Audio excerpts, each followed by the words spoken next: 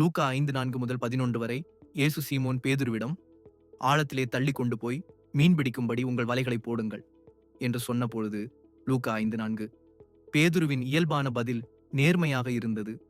ஐயரே, இரா முழுவதும் நாங்கள் பிரயாசப்பட்டோம். லூக்கா 5:5, அவர் தனது சொந்த பலத்தையும் சொந்த அனுபவத்தையும் சொந்த முயற்சியையும் நம்பியிருந்தார். ஆனால் எல்லாமே ஒன்றுமில்லாமல் போனது. ஆனால் பேதுரு தனது உழைப்பை நம்பாமல் இயேசுவின் வார்த்தையை நம்பியபோது எல்லாம் மாறியது. ஆகிலும் உம்முடைய வார்த்தையின்படியே வலையை போடுகிறேன்.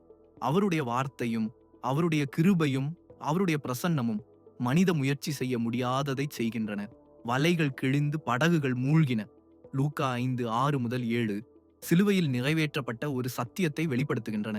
இயேசு வழங்குகிறாரு, இயேசு அளிக்கிறார், இயேசு நிறைவேற்றுகிறாரு, நாம் பெற்றுக்கொள்கிறோம். நான் பாவியான மனுஷன் என்று பேதுரு இயேசுவின் பாதத்தில் விழுந்தபோது, லூக்கா 5:8, அவன் தனது சொந்த தகுதியில் இருந்தான். ஆனாலும் இயேசு தன்னை சரி செய்யவோ சுத்தம் செய்யவோ அல்லது கடினமாக முயற்சி செய்யவோ சொல்லவில்லை. ஏனென்றால் இயேசுவின் அழைப்பு உங்கள் பரிபூரணத்துக்கு முன்பே வருகிறது. ஏனென்றால் உங்கள் நிலை நீங்கள் பூரணப்படுத்தப்படாத சுயத்தை அல்ல, அவருடைய பூரணப்படுத்தப்பட்ட செயலை நம்பியுள்ளது.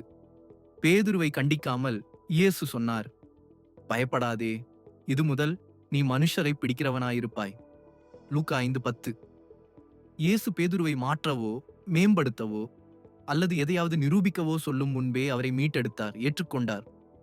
இதுவே பூரணப்படுத்தப்பட்ட செயலின் செய்தி. இயேசு தகுதியற்றவர்களை தகுதிப்படுத்துகிறார். இயேசு குறைபாடுள்ளவர்களை அழைக்கிறார். இயேசு தகுதியற்றவர்கள் என்று நினைப்பவர்களை பயன்படுத்துகிறார். சிலுவை முடிந்தது என்று அறிவிப்பது போல உங்கள் வெட்கம், உங்கள் கடந்த காலம், உங்கள் போராட்டம் எல்லாம் அங்கே முடிவடைகிறது. உங்கள் நோக்கம் கிருபையுடனே தொடங்குகிறது. பேதுரு செய்தது போல உங்கள் முயற்சியை நம்பாமல் ஒவ்வொரு அடியையும் ஊக்குவிக்கும் அவருடைய பூரணப்படுத்தப்பட்ட செயலை நம்பி அவரை பின்பற்றுங்கள். ஆமேன்.